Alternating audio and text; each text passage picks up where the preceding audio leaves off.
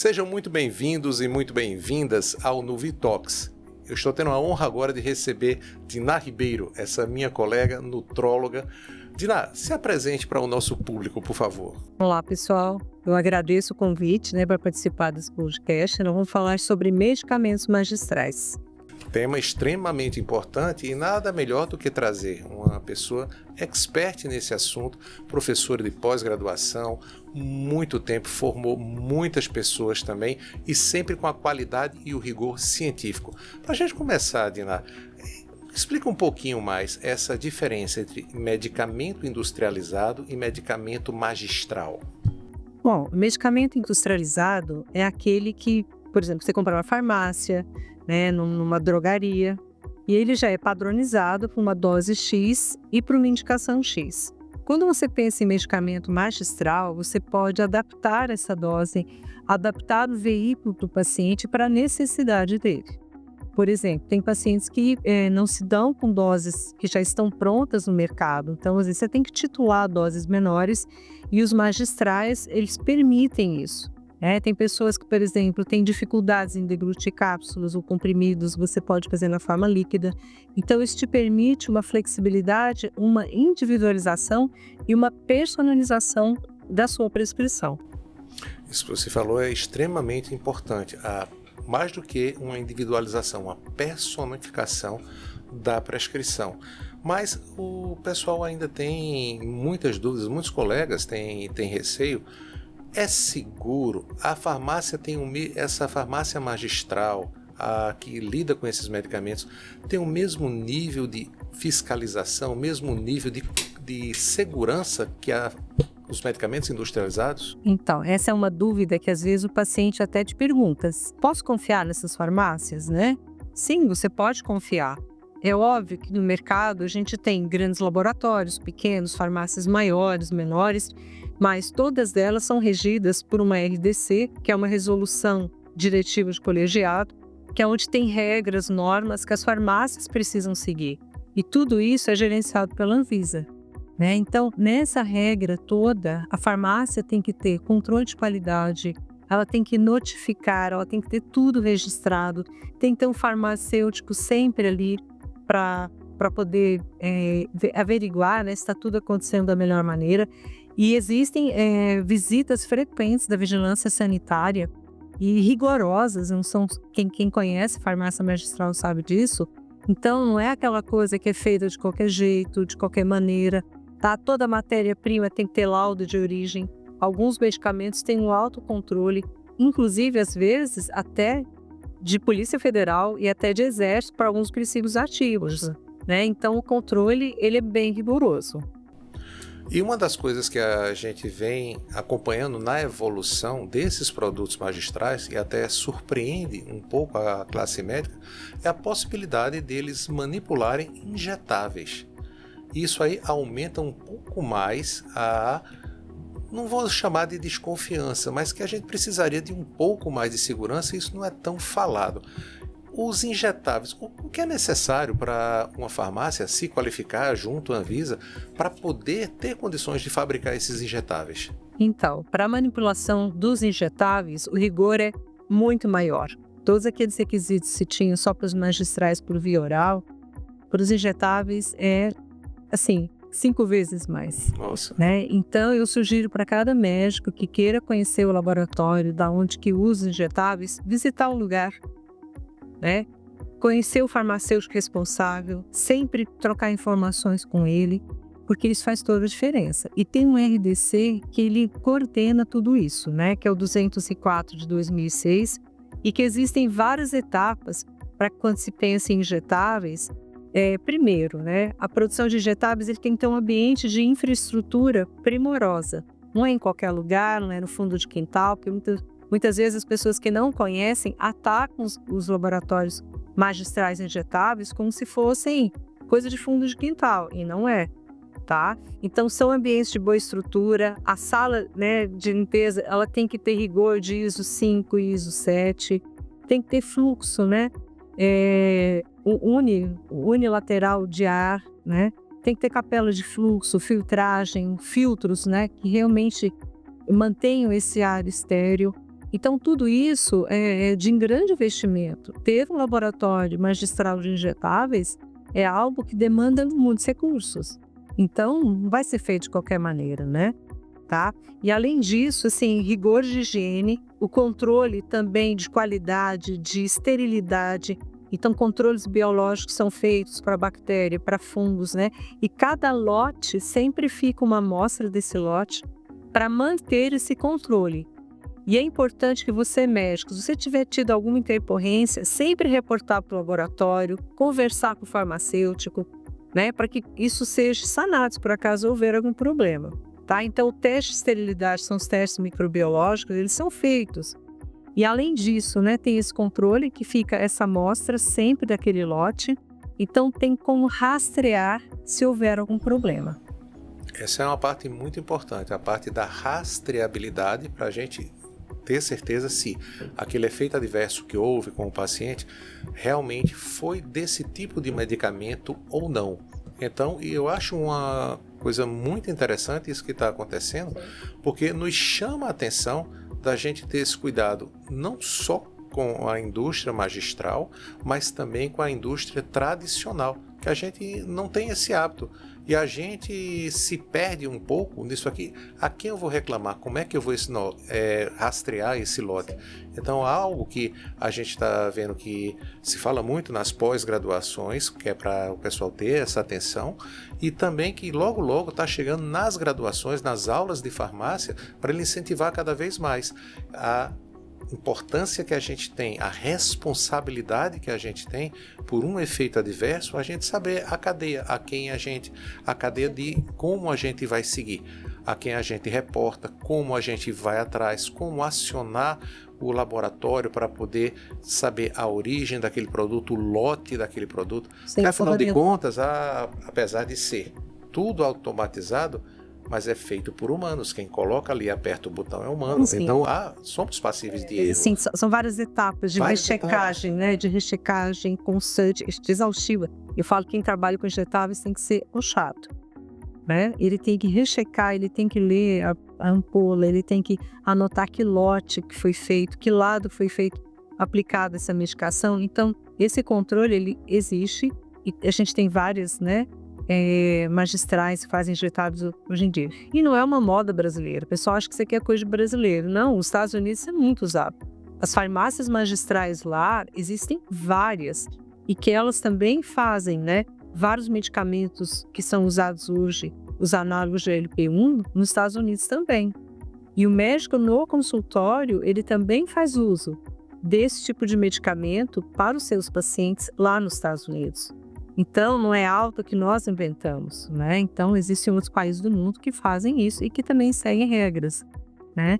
E é interessante porque, às vezes, os alunos acham, né? Eu falo dos alunos porque eu coordeno pós-graduação, então eu posso falar deles, que o fato de você fazer um medicamento magistral, você não quer efeitos colaterais. Não, é o mesmo efeito colateral dos medicamentos que estão de marca, é princípio ativo. Né? E outra coisa, tudo que se prescreve, mesmo que injetáveis, precisa ter nexo causal. Você não vai dar uma medicação que o paciente não necessite de fato e que tenha uma indicação precisa. Né? Então, tá lá a indicação, mesmo nas farmácias, quando fazem essa comercialização dos análogos de GLP-1, tem lá as indicações precisas, diabetes tipo 2, obesidade, tem critérios diagnósticos para cada patologia.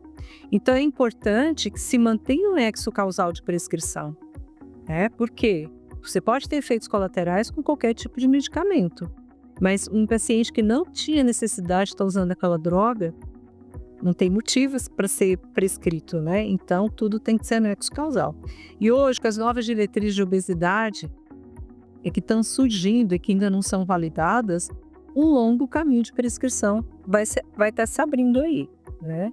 Você tocou num assunto muito importante, que é justamente os análogos do GLP-1, que é o assunto do momento.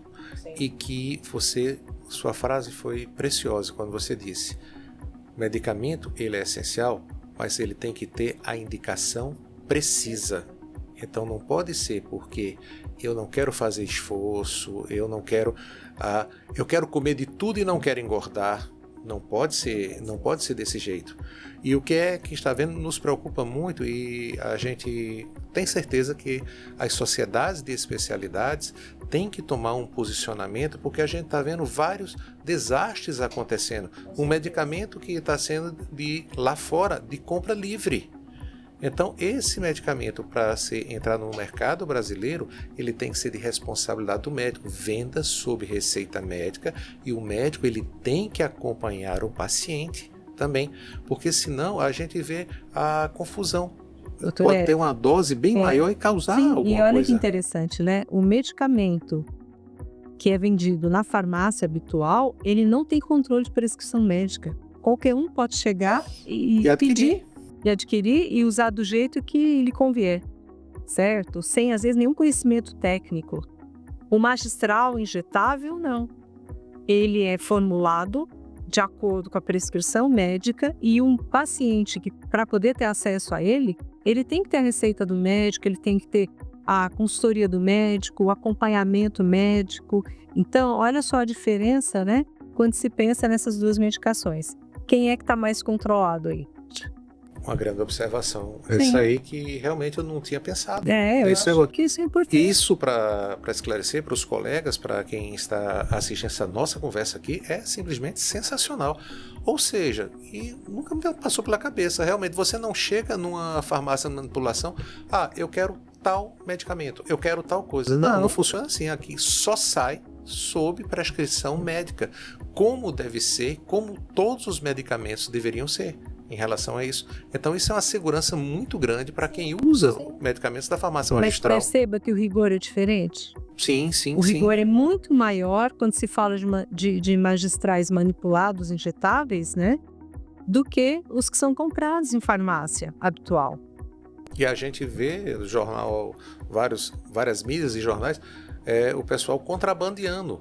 Sim. E você vê, tem que ter um acondicionamento correto, uma temperatura correta, e o camarada estava com várias canetinhas espalhadas pelo corpo. Aquela foto viralizou, né? Com certeza, Tava as canetinhas ali, né? Na roupinha de baixo, Na né? roupinha de baixo. Então imagine você comprando uma canetinha dessa, totalmente já estragada, né? Sem validade, porque ela foi superaquecida, e sei lá quanto tempo tá nesse veículo aí, né? Passeando por aí. A outra questão é que está falando do rigor, né? Quando se fala de injetáveis, né? Então você tem que passar por todo esse crivo. Você só terá acesso ao seu médico, se o médico estiver prescrevendo ali. Cada dose, se por acaso o paciente vai na tua clínica tomar essa medicação, está sendo vistoriado por você, pela sua enfermeira. Então, o tempo todo ele está sendo visto, né? Ele está sendo visto, ele está sendo observado. Então, isso dá um rigor de prescrição muito maior. E que você pode personalizar também, porque nem sempre o paciente consegue progredir tão rápido nas doses. Então, às vezes, tem que esperar um pouco, você tem que ter ajuda, às vezes, de nutricionista também para fazer uma adaptação melhor desse cardápio.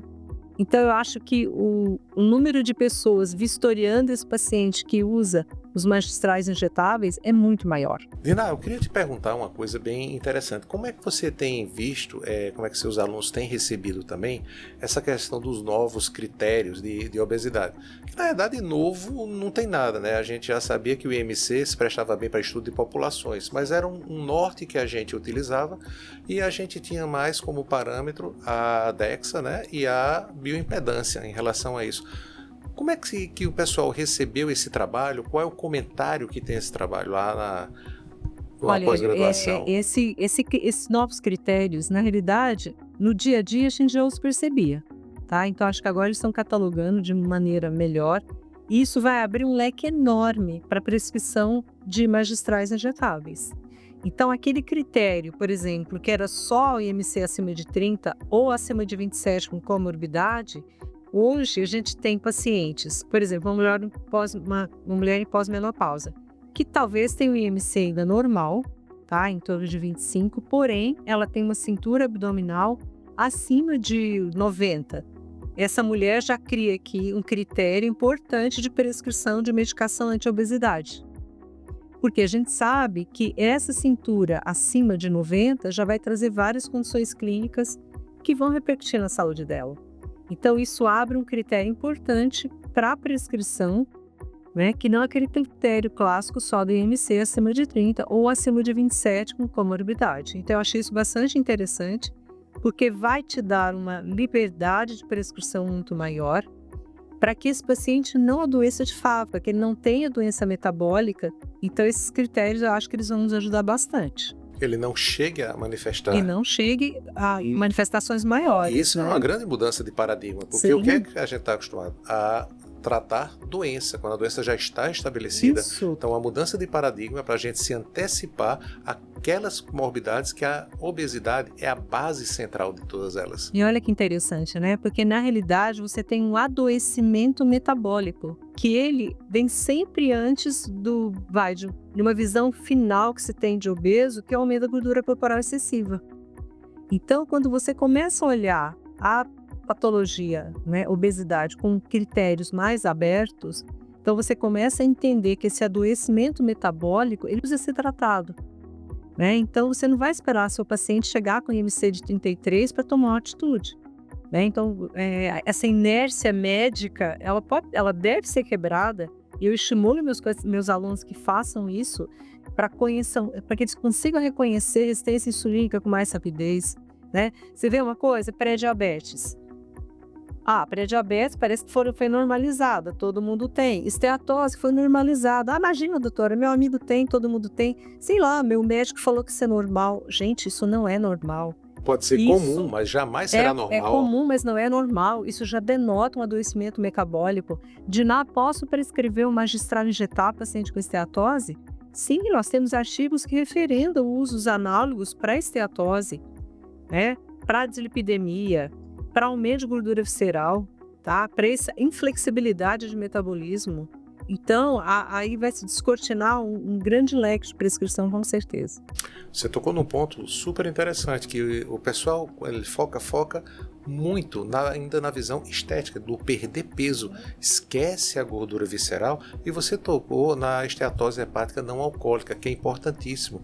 Temos pacientes que a gente acompanha e os trabalhos apontam isso e nos deixam muito felizes, que há uma regressão imensa em pouco tempo e não tem medicamentos que entreguem isso até hoje, que além dos análogos do GLP-1. E a gente vê o seguinte, e uma das coisas que eu queria te perguntar é o seguinte, que a gente quer sempre a novidade. É o análogo do GLP-1, agora eu tenho, além do incentivo do GLP-1, eu tenho o bloqueador do GIP, agora tem o outro que é o quádruplo, agora daqui a pouco vem o quíntuplo. Eu realmente preciso disso para o meu paciente? A gente tem que tomar um certo cuidado, que eu vejo que o médico jovem, ele quer a novidade. Ele só fala da novidade, sendo que ele não sabe nem ainda gerenciar os efeitos colaterais de uma liraglutida, por exemplo, e nem de uma semaglutida. Porque ele não tem número de casos ainda bastante para ter prescrito ter tido todas as complicações, né? E gerenciá-las. Manejar a dose, às vezes você tem que recuar um pouco, às vezes você avança, né? Então, para que você quer um análogo tão potente se o paciente não precisa perder tanto peso e uma semaglutida já seria suficiente, né? Então, assim, é sempre uma novidade. A gente tem que tomar um cuidado com isso, porque as medicações são queimadas e esquecidas como se elas não funcionassem mais, o que não é real. Elas continuam funcionando, os trabalhos com semaglutida, é onde a gente tem mais trabalhos, é a liraglutida também, só que é de acesso ao paciente. Nem sempre o paciente vai ter acesso ao último análogo que está sendo lançado, que realmente é um preço muito pesado para a maioria das pessoas. Mas a liraglutida, a semaglutida, começa a ser mais acessível. E por que não usá-las? E entrega excelentes resultados. Entrega excelentes resultados, em torno de 17% de perda de peso. Gente, é uma entrega maravilhosa, né? Outro critério também, mesmo que o paciente chegue no IMC adequado, se eu percebo que na bioimpedância ainda mostra, ou na DEXA, que ainda mostra um conteúdo de gordura visceral alta, eu mantenho a medicação por mais 6 meses, pelo menos, para que a gente consiga, né, debelar essa gordura visceral, porque é ela que está me dando toda a inflexibilidade do metabolismo. Então, eu também ensino isso para meus alunos. Olha, o paciente chegou no peso-alvo, não é para tirar a medicação enquanto essa gordura visceral não for realmente resolvida. Porque vai virar a mola de engordar de novo. E muita gente fala, dá efeito rebote? Vai engordar de novo? A questão não é essa. O paciente ele tem que passar por mudanças comportamentais. E aí sim, né? Até terapia comportamental é importante, entender quais os gatilhos que detonam toda essa A necessidade de relação comer por dele com recompensa. comer, É com essas importante, coisas. então não é só uma medicação, é um conjunto de estratégias. A atividade física ela tem que perpetuar na vida desses pacientes que emagreceram, para eles permanecerem mais magros, né? Emagrecidos, né? Porque eles nunca serão magros, mas serão emagrecidos, porque toda a biologia mostra para a gente que ele nunca terá uma flora intestinal igual, ele não terá um metabolismo igual de um paciente que nasceu sempre magro. Então, manter-se magro é uma coisa que eu falo que é herculeana, né? Tá? É um conjunto de atitudes diárias para você permanecer no peso perdido. Você falou uma coisa muito importante, equipe. Sim. Cada um tem, o médico nutrólogo, ele tem a sua estratégia, mas o nutricionista, ele é uma peça fundamental, que é a pessoa que vai estar junto com esse paciente para que ele não tenha uma alimentação chata, monótona, repetitiva, e ele vai dar estratégias de entregar, por exemplo, a quantidade de proteína que a gente quer que esse paciente tome através dos suplementos, De uma maneira prazerosa. Prazerosa também. Essa matéria falta realmente nas escolas médicas, que é a dietética, que é montar um cardápio gostoso, agradável, né? O médico, quando fala de alimentos, geralmente Corta, não, é e outra restritiva. coisa, essa geração de médicos agora, eles falam muito de dieta low carb, gosta da dieta low carb, mas eu acho que ela tem indicação precisa. Só que com o uso de análogos, o conteúdo de gordura mais alto é muito difícil para esse paciente, porque só piora a náusea dele. Eu falo que a dieta anos 80 seria a melhor, né? Que é uma torrada por queijinho leve, né? E você vai manejando isso. E dieta, gente, não é para ser fixa, ela tem que ser flexibilizada. Talvez você esteja num momento de maior estresse, você precisa de uma quantidade um pouquinho maior de carboidrato para fazer mais serotonina. Abra a dieta, por isso que é importante trabalhar em equipe, porque às vezes você tem que flexibilizar essa dieta do seu paciente e a ajuda do nutricionista é muito importante. Né? Então, trabalhar em equipe sempre traz um resultado muito melhor. Excelente. E também você vê o acompanhamento desse paciente. Qual o seu objetivo e alinhar expectativas? Você precisa perder o quê? 20 quilos. Ok. Se imagina agora, você perdeu os 20 quilos. O que vai ser da sua vida agora? Você começa a compreender isso aí e como você vai fazer para gerenciar essa manutenção? Essa é uma pergunta boa, porque assim, o problema não é emagrecer. A gente tem drogas maravilhosas, né? Que a hepatida está aí para mostrar para a gente que o resultado é fantástico, né? Só que a longo prazo gerenciar isso, então assim, não é difícil emagrecer 10 quilos no paciente. Bota uma dieta very low calorie diet, mais uma hepatida, ele vai perder 10 quilos no mês. E depois, para ele manter isso a longo prazo, né? Isso é fisiológico? Então, manter a medicação por mais tempo também, às vezes ajustando doses com uma dose menor, que ele já não precisa perder tanto peso, mas alongando essa prescrição numa dose de manutenção, eu acho fundamental. E que, como você falou, aí entra o papel da farmácia magistral. Sim. Porque a indústria tem um papel simplesmente fantástico. Ela ela trabalha para levar para a maior parte, veja bem, maior parte da população aquele tipo de benefício. Mas não é o mesmo sapato que vai servir para todo mundo. Então é por isso que as manipulações que nós temos aqui, os laboratórios de manipulação, os laboratórios magistrais injetáveis, eles são perfeitos justamente para fazer essa condução. Quando às vezes até eu tenho que ajustar uma dose personalizada para o meu paciente, visando aqueles outros benefícios que você falou. Manter sob controle uma esteatose hepática não alcoólica. Uma gordura visceral letal. Isso, fazer essa manutenção. Não agora com o vislumbre de perda de peso, mas de manutenção do status metabólico. É uma coisa que não é ainda explorada. Eu não vejo ninguém falar. E aí, vamos conduzir como essa manutenção de peso? E eu acho que... Gente, não é propaganda, tá? Mas é o seguinte, se vocês não viram falar, eu recomendaria a pós dela. Nem sei qual é a pós dela, mas escutar essa mulher aqui é uma aula. Então, assim, manter esse peso a longo prazo, então eu digo para os meus pacientes, né? Para cada quilo perdido é um mês de manutenção. Por quê? A gente tem uma questão hipotalâmica que ainda é engessada. essa flexibilidade de metabolismo vai demorar muito a ser dada. O hipotálamo não vai abandonar De uma hora a para outra. característica dele, que é de reganho de peso, que é de proteção, porque para ele é sua grande reserva energética, né? E abandonar só porque você usou o último medicamento do momento. Então, manter essa medicação por um tempo mais dilatado, às vezes uma dose um pouco menor, faz diferença, porque vai continuar trabalhando o teu hipotálamo. Porque, na realidade, a obesidade, muitos consideram como uma doença hipotalâmica. E não dá para a gente virar as costas para isso. Qual o medicamento atual que mexe nessa questão hipotalâmica? São os análogos de GLP-1. Tanto semaglutida como tizepatida um pouco mais potente em entrega, mas ambas fazem isso. Tratar o hipotálamo do paciente. Então, isso leva tempo. Não é só uma prescrição casual de 4 meses porque o projeto verão está chegando. Eu acho que a gente tem que olhar muito além disso, né? Porque assim, o paciente que entra no processo de emagrecimento, eu não quero que ele vire ioiô. Eu quero que ele chegue num peso adequado, com saúde para ele, mas que ele mantenha. Então eu posso usar doses menores, num tempo mais dilatado, para que eu crave realmente um set point desse peso. O que é o set point? É onde o hipotálamo crava ali no seu último grande peso e vai fazer tudo para voltar. Tirar o pinzinho desse grande peso e colocar em outro lugar demanda tempo, demanda tratamento, demanda mudança de estilo de vida, que não é só tomar o medicamento, é ajuste de alimentação, sono, gente. Ninguém fala de sono. Quer emagrecer, durma bem. Se você continuar dormindo mal, no estilo de vida ruim, vai ser muito difícil de emagrecer e permanecer no peso adequado.